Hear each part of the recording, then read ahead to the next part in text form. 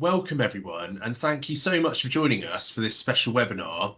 And we've put this webinar really in honour of Endometriosis Awareness Month. Today, we've got a brilliant opportunity to discuss endometriosis and its impact on fertility, provide some expert insight into endometriosis diagnosis, treatment and care. My name's Justin Chu. I'm the medical director here at TFP Oxford, and I'm delighted to be joined by one of our brilliant endometriosis surgeons that we work really closely with at John Radcliffe Hospital, Mr Martin Hirsch. Justin, thank you so much for the opportunity to join you this evening and talk about endometriosis. I'm sure you and the viewers know how passionate I am about this condition and ensuring that we're raising awareness, reducing the time to diagnosis and enabling people to access kind of tailored medical, surgical and fertility-based treatments. Like you've just said, Martin, we really do understand here at TFP that the journey to an endometriosis diagnosis can take, unfortunately, some years, and really it can actually just only become very apparent once people are struggling to conceive. So our aim really today is to find out a little bit more about the condition, guide those that are in particular facing fertility challenges, and also explore how IVF units like TFP Oxford work closely with NHS specialists at Oxford University hospitals to offer really good comprehensive patient care and support to those individuals unfortunately tend to have endometriosis. Thank you. And I guess we know that around 50% of those people going through fertility treatment will have endometriosis, but we're still uncertain as to how many people with endometriosis will need fertility treatment because the diagnostic opportunities are quite limited. The accuracy of ultrasound can be a challenge and the access to MRI is limited. But if we think about measures for those people that have endometriosis to enable them to fall pregnant naturally, are you able to run through some of the kind of natural methods that people can use to help them fall pregnant? Yeah, I mean, I think in terms of natural conception, all of the boring things that all doctors tend to say to patients really run true. So all those lifestyle factors that you'll hear many GPs and gynecologists and fertility specialists talk about absolutely hold true. So ensuring that you're as fit as you can possibly be, ensuring a really nice whole food diet, avoiding things like ultra processed foods, and ensuring that you're getting plenty of exercise so that you achieve a nice healthy body mass index is what we would always advise people to do. Lovely. And I've spoken to quite a few people recently that speak about like dietary changes that can mimic their phase of their cycle. Do you know much about that? I'll be honest, I'm not that familiar with cycle syncing, where you try to enhance the different phase of your cycle with different diets, but I was wondering whether it's anything that's kind of been covered in the fertility sector. Nothing has been found to really benefit natural conception per se, certainly not at a trial evidence level. But I would, again, just ensure that I'm advising my patients to try and eat really clean and healthy. So, like I mentioned, whole food diet, sticking to fish and chicken, meat, vegetables and fruit, really, rather than foods that have been heavily manufactured with processing through factories. I completely agree. And I say exactly the same to those patients that come and see me with pain symptoms, is that any positive step that you're taking to enhance your diet is going to likely have positive steps on your pain and also positive steps on your fertility. So I think it's really important that taking good measures to enhance your diet are likely to benefit you. So Justin, many of the people watching this are going to want to know, like, how does endometriosis impact fertility? I was wondering if you could run through that in a few steps. Yeah, so I think the first thing to really emphasize to anyone that's watching this episode that we're making, is that having endometriosis doesn't necessarily mean that you'll definitely be infertile. So it's definitely true that many patients who have endometriosis can go on to conceive naturally. However, if you have endometriosis and you're struggling, the mechanism by which endometriosis causes infertility, there can be quite a lot of different mechanisms that are at play. So if we kind of start off really just from sexual intercourse, well, we know that patients with endometriosis can find it really difficult to have sex. So they may well have pain, especially on deeper penetration during sexual intercourse. And in general, they may have pelvic pain chronically, as you know, Martin. And so they may not actually want to sort of participate in sex, and therefore they're going to have a reduction in the chances of getting pregnant. Moving a little bit further on, in terms of looking at anatomy, endometriosis can affect the uterus. So if endometriosis, which is where cells that are very much like the lining within the uterus, the endometrium, gets elsewhere, if it affects the uterus, for example, it can cause really heavy, painful periods.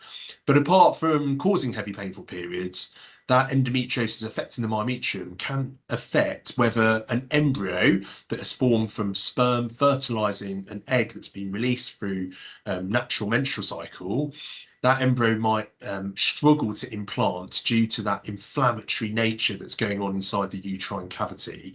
So that's certainly one mechanism by which endometriosis can cause problems with infertility. Moving further north, if you like, from the uterus through the fallopian tubes, as you well know, doing the amount of operating that you do on endometriosis patients, those the endometrium that deposits itself, if you like, on the fallopian tubes can cause tubal blockage, and that can therefore cause issues with natural conception too.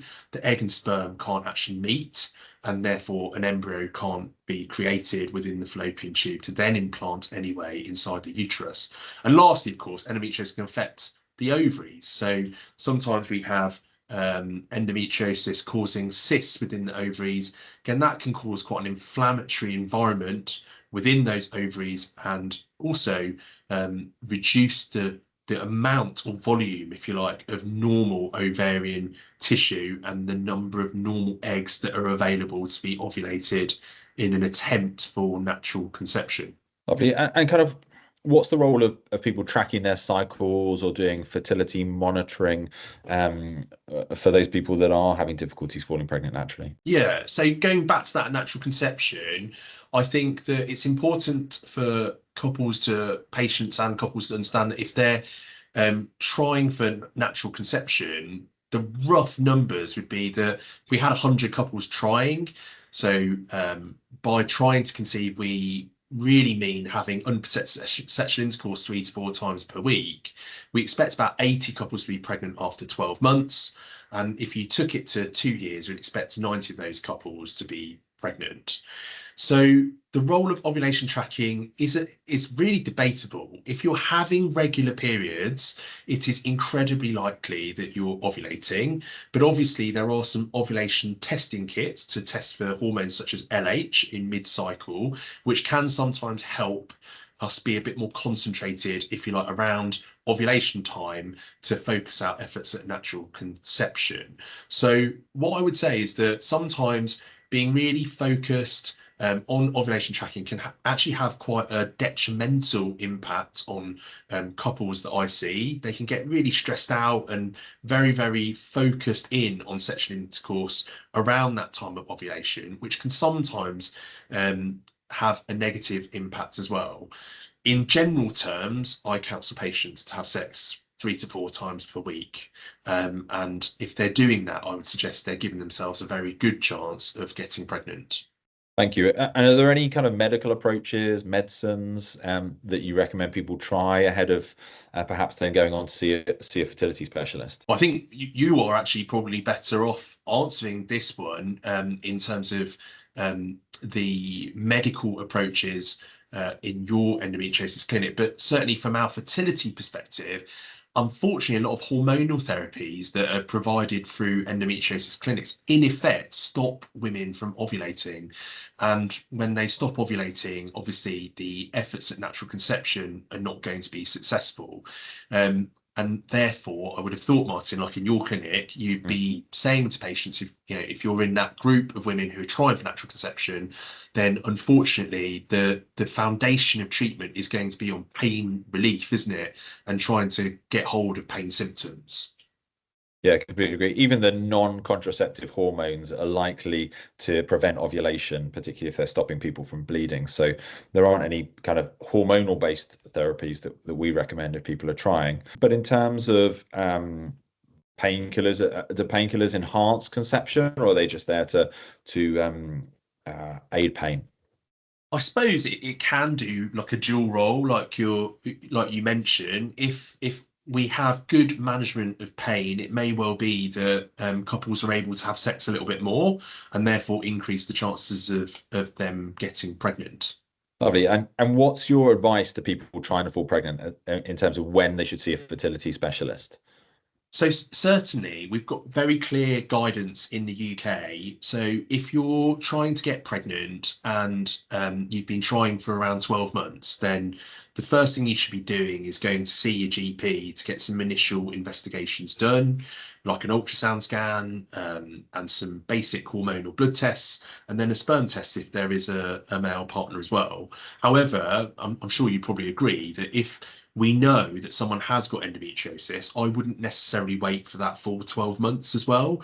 I don't think that waiting too long, if we know that someone has, let's say, got moderate to severe endometriosis, that may actually reduce their chances of getting pregnant from any fertility treatments that we're able to impart as well.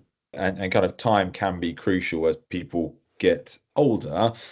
So if you are trying for a pregnancy and you do have endometriosis, then have that lower threshold to contact your GP or fertility specialist. Yeah, I absolutely agree. I mean, so Martin, I think we've covered off a lot of the sort of the medical and also the pain relief options that we have got for endometriosis and talked about endometriosis and how it affects fertility.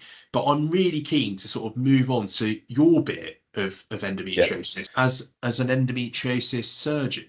So what I wanted to really talk to you about is when do you see surgery as being very important in women with endometriosis who are trying to get pregnant? It's a really good question. And I always try and kind of, really want to listen to the patient in front of me and find out what their priorities are, because the reality is that surgery to help someone fall pregnant is likely to be a lot less successful than fertility treatments that they can access at your clinic. So, first of all, patients need to know the truth about what's likely to be most successful. And to base that decision, we tend to do a series of fertility tests, including an AMH, and also have a look at their partner's semen analysis. Because, if the partner's got a low sperm count and they're unlikely to fall pregnant naturally, then recommending surgery to enhance conception is unlikely to benefit them if they're not going to achieve a pregnancy because of a low sperm count. So we try and take a wider view on everything. But there is some data to suggest that surgery, particularly for early stage endometriosis, can enhance natural pregnancy.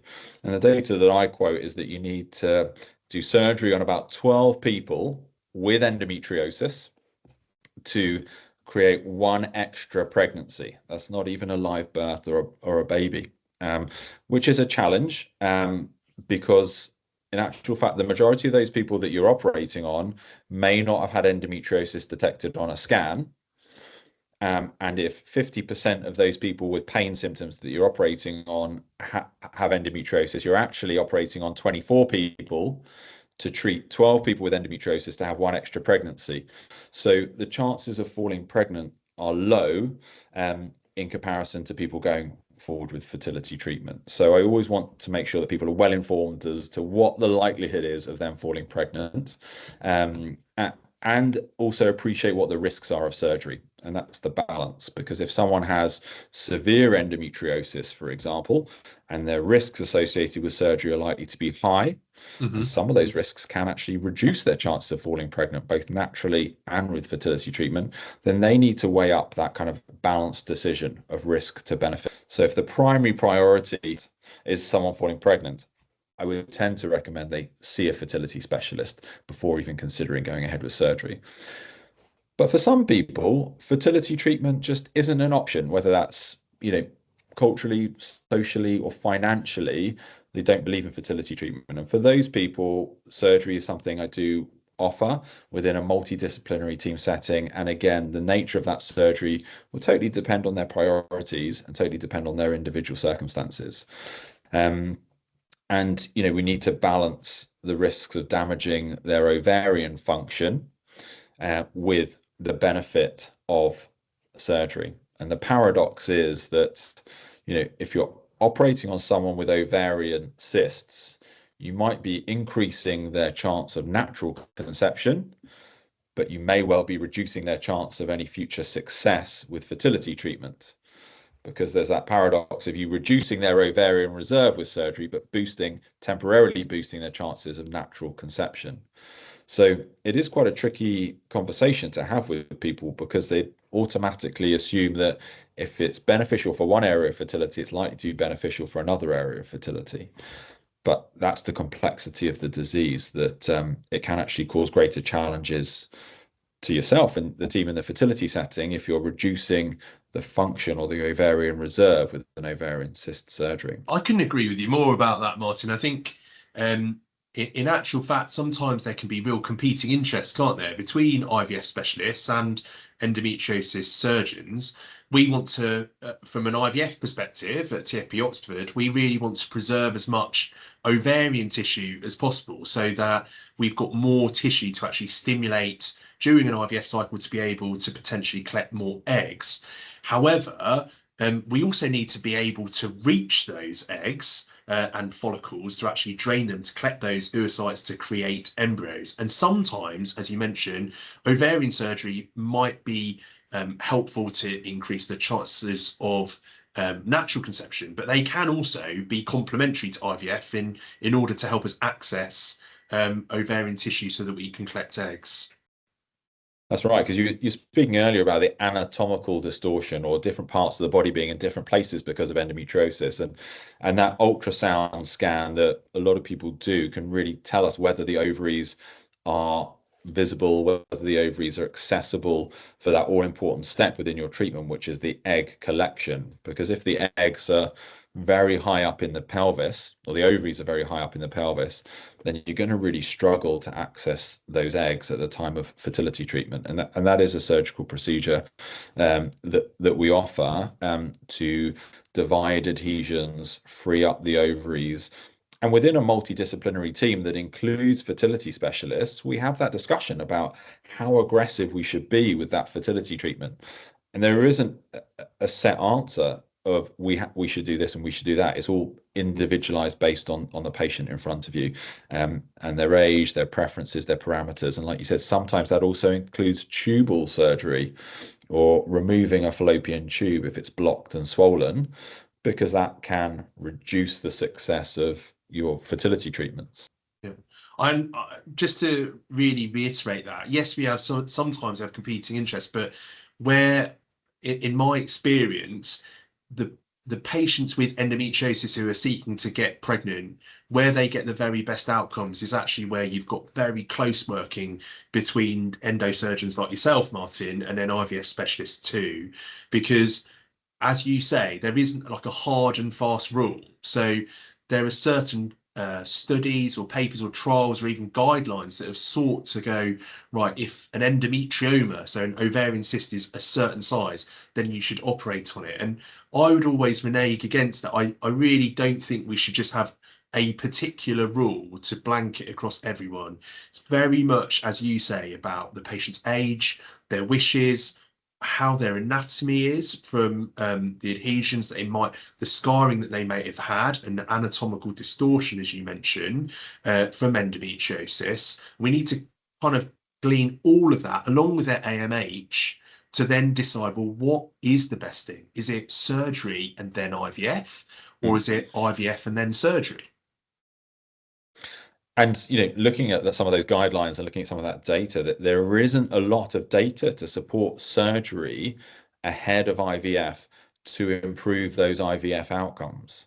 And certainly, the patients need to know that surgery perhaps isn't going to help them achieve a successful pregnancy at IVF, but it will expose them to risks that they could avoid by going straight down the route of fertility treatment. It's a different matter if they have extreme pain that prevents them from living their everyday life. And in those situations where pain and fertility are a priority, we do often have those multidisciplinary team meetings where we discuss about which route to go down.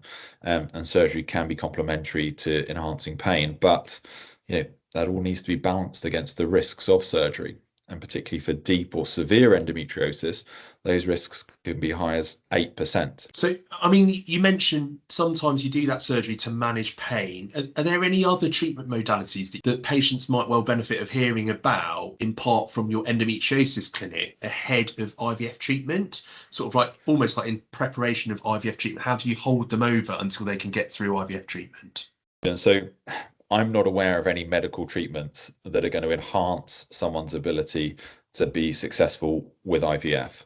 There used to be a notion that if you use downregulation for a really long time ahead of IVF for those patients with endometriosis, it may benefit them or increase their pregnancy or live birth rates. But I think that's been dispelled with the recent guidelines, certainly the recent ESHRE guidelines, that don't suggest there to be benefit from any real medical therapy ahead of IVF. I definitely agree with that from sort of like a reproductive treatment outcome perspective, so from IVF treatment outcomes. But I do still see quite a lot of patients on injectable sort of gonadotrophin releasing hormone agonists, things like Prostat, for instance. And that's, I think it's mainly because it's just a way to get them through the months prior to their IVF treatment coming into place, so that they've got a little bit of symptom control ahead of the IVF. But I agree with you. I don't think what we call in IVF ultra long down regulation versus just normal down regulation to be of any benefit when it comes to IVF treatment outcomes. And can someone's response to your ovarian stimulation be altered by that long periods of time on those injections? I personally don't think so. Actually, we don't tend to see that. We see the ovarian response that we would expect based off their sort of age and their AMH prior to them going onto those post-op injections. I think having that ultra long down regulation certainly doesn't change the outcome. But as I say, endometriosis patients with really severe pain symptoms, a little bit of relief so that they can actually get through their IVF treatment. When that data was circulating about ultra long down regulation enhancing IVF outcomes, I conceptually kind of was fully on board with it. Because when you see endometriosis in the pelvis of someone that's not downregulated on Prostat, Lupron, Zoladex, it's all inflamed, it's all angry, it's all red, it bleeds very easily. But then when you see them on Zoladex or Prostat 3-6 months after use, the pelvis has quietened down. It's less angry, it's less red, it's less inflamed, seemingly. Which made me think that perhaps with reduced inflammation that there would be an enhanced pregnancy rate, but that hasn't been borne out in the data. I think you're right. The theoretical basis of that, making a less inflammatory environment around the pelvis, would make you think, right, actually, surely that would help. But unfortunately, that's not necessarily the case. But I mean, with all of these guidelines are always born, aren't they, from research? But the key bit of evidence-based medicine, whether it's in fertility treatments or endometriosis, is applying it to that individual patient sat in front of you, I guess. It is, and that's what makes it so difficult with endometriosis, because everyone is so different. No one person has endometriosis in exactly the same place, and it doesn't affect one person the same as another, which makes it really, really challenging for patients, because they don't know that whether the treatment they're receiving is appropriate or not, because it's slightly different to their friend or their colleague or someone they met online, which is where trying this awareness raising, hopefully, that we're doing here and throughout March, is really important to help inform and empower patients. I really do agree with that. I think there's so much information out there on the internet that is not necessarily fact checked, and sometimes it's really important, I think, for us to be able to provide this sort of resource so that patients can have a good watch of it, understand a little bit more about how endometriosis affects fertility treatment and what other options are for surgery. Is there anything, do you think, that we've not talked about that we should cover for anyone watching this? Yeah, there's one big question that patients always ask me when I'm kind of perhaps talking to them about fertility treatment ahead of surgery, And that's when they say, well, won't IVF and all those fertility hormones make my endometriosis worse?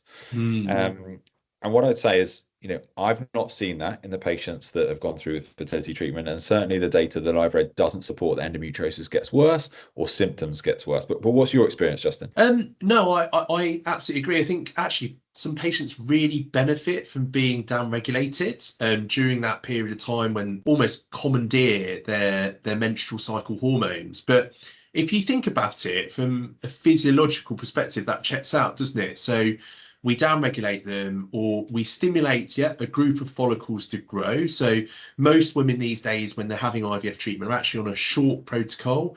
So what happens is we start gonadotrophin, like injections, to stimulate follicles to grow around day 2, and they're on that for about 7 days before we scan them. And often, hopefully, if they've got a good egg reserve despite endometriosis, they may well have had a really good ovarian response. And during that very short period of time of maybe 2 weeks of ovarian stimulation, you'd expect a slightly higher level of, well, a lot higher actually, level of estrogen coming from those follicles as we grow them. Once you've collected those eggs out, though, often what we're essentially doing is we're continuing on some progesterone pessaries to essentially be able to put an embryo back. And obviously our aim is to stop them having periods by making them pregnant. So what you would hope is that if IVF treatment is successful, that their endometriosis should be calmed down by the fact that they're pregnant. And actually from natural conception, we know that, don't we? From patients with severe endometriosis sometimes get real relief of their symptoms during pregnancy if they are able to conceive naturally, or even via IVF, as we've just talked about. Yeah, and I think hopefully that will be really reassuring to hear for patients watching this that are thinking or in the process of going down a fertility journey with endometriosis, that the treatment that they're having to achieve their priorities of falling pregnant isn't going to exacerbate or make their endometriosis worse. Well, I think we've certainly covered how endometriosis can affect fertility. Hopefully we've reassured people as well that just because they have endometriosis, it doesn't mean that they can't get pregnant naturally. Hopefully we've given some pointers as well about how patients can also try and maximize their potential of getting pregnant from natural conception. And then we've also talked a lot about how surgery fits in for that fertility patient. So I suppose all that's left is to thank you, Martin, for taking the time out to speak to us here at TFP. It's been really, really great to actually have a good discussion with you about, I think, a condition that we both really care about. Obviously, you're at that coalface seeing endometriosis patients in your clinics and doing those operations. So I'm really thankful for you for looking after those endometriosis patients, especially during Endometriosis Awareness Month as well. But I suppose I would just end really in saying, I would implore any woman really that if they're worried about endometriosis, if they have got pelvic pain or painful periods, to actually go and see their GP and see if they can seek out some additional help. Certainly, if couples are struggling to get pregnant and they already know they've got endometriosis, to not wait, to actually go and see GP and try and get help early, because I think both of us are actually more useful, aren't we, to patients if we're able to see them earlier rather than later. I completely agree, Justin, and hopefully raising awareness will reduce that time to diagnosis and enable people to access those tailored treatments sooner. And I think what we're going to do at the bottom of this video is also be providing some links to some additional resources and also some support groups as well. So if you are worried about your fertility, if you have got endometriosis, you'd like to find out a little bit more, then you can always schedule in an appointment at your TFP clinic so that we can provide you really good and useful information and try and help you as an individual patient.